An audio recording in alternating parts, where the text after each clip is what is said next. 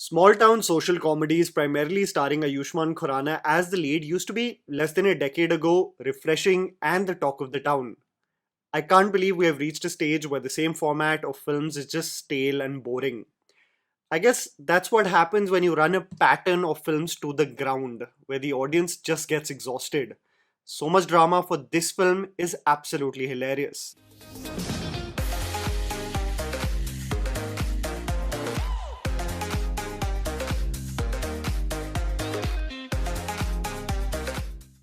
The whirlwind and unnecessary journey Bhool Chuk Maaf has undergone in the last few weeks has been nothing short of a dramatic tennis match, constantly changing its fate and outcome every other day, or where or whether even it's going to be available to the public. The movie was set to release 2 weeks ago in theatres, then the makers of the film, owing to the conflict against Pakistan, announced that it was not appropriate to release the film in such a sensitive time, and that the movie would release directly on Amazon Prime Video instead. Those people in life who give the benefit of the doubt to the people accepted this for what was said, but most people sniffed the BS in this statement, clearly noticing that the makers are protecting their lack of hype for a movie and using something of national importance as a means to protect their own frailties. This led to PVR suing Maddock Films for 60 crores, estimating the losses that they would incur for such a breach of contract. Maddock was apparently willing to fight this legal battle till the Supreme Court, but the legal battle was settled out of court, and now the movie releases in theatres with an odd stipulation that the film is actually going to be available on a streaming platform within 2 weeks,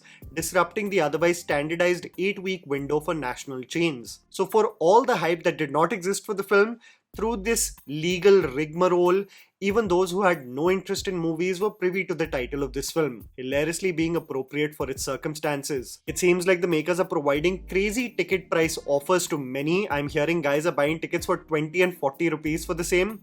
The desperation is intense. Bhool Chuk Maaf toys with the idea of time loop theory, which we also term as the phenomena of Groundhog Day, where the same day repeats in loop. Isn't it crazy that a movie becomes so famous that the terminology of a concept utilized in so many films is its title? Ranjan, played by Rajkummar Rao, is a romantic at heart who loves Titli, played by Wamiqa Gabbi. In order to prove to her parents that he is worthy of a union, he secures a government job and their marriage is finalized. Ranjan is celebrating his haldi with his family a day before the wedding, only to realize the next day that the haldi festivities are still going on, stuck in a loop of the 29th of the month playing out again and again. How does Ranjan deal with such a frustrating set of events? What are the techniques that he utilizes to break the cycle, including every puja part and penance under the sky, forms the basic premise of Bhool Chuk Maaf. Here's me telling you the good and bad aspects of the film so that you guys can ultimately decide whether to watch the movie in theatres or not.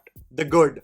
Couple dynamic and cinematography. I was constantly getting irritated by the manner in which Rajkummar Rao and Wamiqa Gabbi were interacting with each other. This is the typical of what is termed as the Nibba Nibbi love story, where the love for each other is so intense but the level of maturity is so stunted that you can't help yourself but roll your eyes at each person calling each other terms like Babu and Shona. This, however, also made me realize that it is an accurate representation of a demographic of people who don't really have anything going on in their lives professionally, but would harm themselves in the slightest inconvenience during an argument.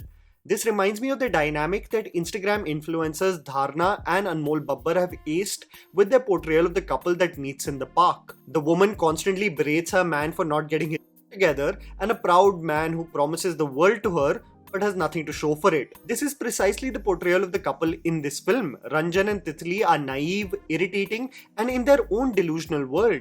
Ranjan is professionally and personally quite a loser, and Titli goes above and beyond for him, even if it means at the cost of her own happiness. But that is the reality of many of the relationships. And I think while most people who will see this film will get irritated by Vamika constantly pouting and shouting Papa and getting her way with her best impersonation of Puss in Boots, essentially getting her way through the Papa ki pari trope, and I know that people will get irritated with Rajkumar's total incompetence and becoming independent and capable, but I think it's representative of actors understanding the assignment again of the Nibba Nibbi lover demographic that we tend to cringe at when they are engaging in PDA around us. They fight, they bicker, they imitate each other, and they are extremely immature. But these are their characters, not their performances. I must also say that as the movie has been shot in Banaras, It is filled with color, and for the inundation that we have with curated studios and backgrounds that just don't look real anymore, cinematographer Sudeep Chatterjee has done a brilliant job in truly making this a story of the heartland. It's beautifully shot, with several sequences of the film being in the narrow lanes of the Holy Land or the ghats of the Ganga. You could feel the scorching sun, the palatial houses, and the tight-knit community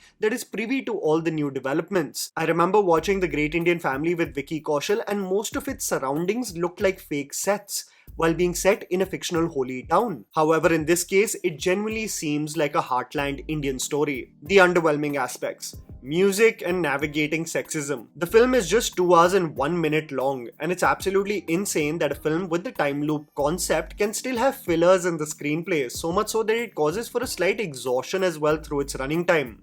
The music composed by Tanish Bagchi is extremely forgettable.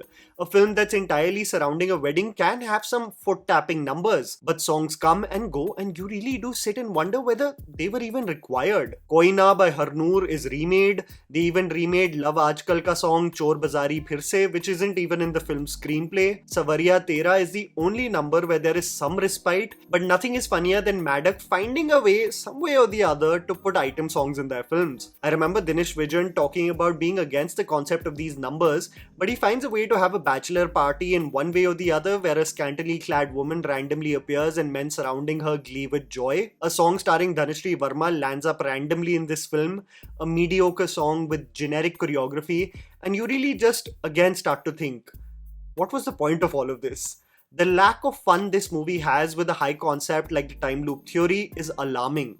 More on that later. Lowbrow humor and crickets. The one thing that really annoys me about the film's creative route from a writing perspective, and this is something that is sadly consistent with a lot of these small town comedies, is that they resort to two things: convenience and potty humor. Andi mandi shandi jokes are happening in this film. A character would ask, "Long kahan hai?" and Raj would reply, "Pichwada long ho rakha hai yahan par." A character would say, "देखो कैसे मुंह उठा के ये बात कर रहा है." The reply would be, "ये लो मुंह झुका के बात कर लिया." Every conversation, if Raj is irritated, is about hagna, and it's also delivered in such a crass manner that you can't help but feel the writing is extremely poor. Movies like this should really make a theatre erupt with laughter, should really make the trip worth the money. But I guess if the makers are offering bumper discounts to all of you, so much so that the tickets are worth 20 to 40 rupees in the first weekend, then 1 or 2 laughs is the deal that you are signing up for. Staleness in Rajkummar's performance. This man is one of the most dependable actors from Hindi cinema, possessing a range and conviction way more than his contemporaries. But oftentimes, Rajkumar also finds himself being typecast, and there is a particular string of movies that are commercially viable, yes, but present him delivering dialogues in a similar fashion, almost lending the performance to seem similar versus having a novelty about them. In movies like Stree and Vicky Vidya Ka Wo Wala Video, Rajkumar doesn't shy away from increasing the pitch at which he reacts to uncontrollable circumstances around him. This may be the way in which he mimics someone like Wamiqa in this film, or the loud expressive nature with which he communicates his frustration. It denotes a been there, done that quality, and it truly is a case of a great actor given free rein to do whatever he wants. This often happens with great actors on set. They often go in autopilot mode, going unchecked whether their performance is truly providing something unique. This has often happened with an actor like Pankaj Tripathi, loved for his conviction but often called out for having a similarity across roles in the way he delivers dialogues and approaches characters. This has happened in the case of Rajkummar Rao in comedy roles in small towns. It's assumed that he will kill it, but an actor with such natural comic timing just looks like an extension of what we have already seen. It genuinely seems like a stand-up comic doing the same set of jokes, just in a different location this time. Concept and stale solution. You know, the concept of time loop can lead to such hilarious circumstances, a comedy of errors, but the screenplay of the film utilizes the same concept in such a basic and stale fashion that you start to feel like this is not even a high concept movie. The film has an interesting, unique and high energy in its first act, but as soon as the time loop theory commences, it becomes uneventful, routine and drags itself through a preachy message. The film transforms into what I precisely described in the introduction, an Ayushmann Khurrana movie where a social message needs to be given to the audience with a convenient final act, and somehow or the other, everyone has an overnight Hriday Parivartan. The execution of time loop can be done in inventive ways, where filmmakers utilize interesting editing patterns to change the outcome of the same day, like seen in movies like Loop Lapeta and Game Over, both starring Taapsee Pannu. Or it can be the icing on the cake where the filmmaker excels not only in editing patterns, but makes it frothy, wild and hilarious too, like in Manadu. But Bhool Chuk Maaf transitions to become this preachy moral speech, ruining all the momentum of the initial minutes of the film, becoming heavy-handed for no reason, and causing for the film to have its own existential crisis of what it wanted to be.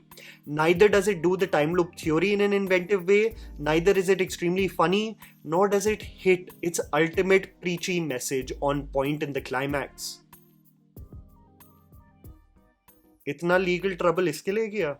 And that was the video, guys. Write down in the comments below what you thought about Bhool Chuk Maaf. Please don't forget to follow me on Instagram. The handle is right in front of you. Follow me at JammyPants4. Also, please support us by smashing the like button and subscribing to our channel for weekly content ahead. Thank you for watching.